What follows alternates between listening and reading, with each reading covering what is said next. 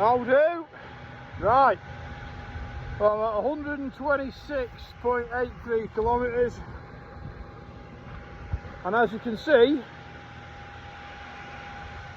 the fog is unreal.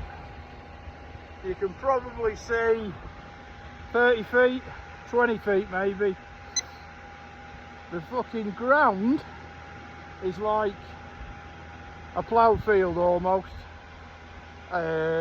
You'll just literally ride in survival mode. Yeah, it's incredible.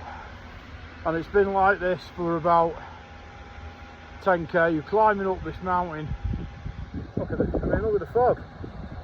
Look at this. That's what the track's been like, and it's like that in some places. Now you're literally like this, second gear, just literally trying to just get to the end. But yeah, our last rally, awesome.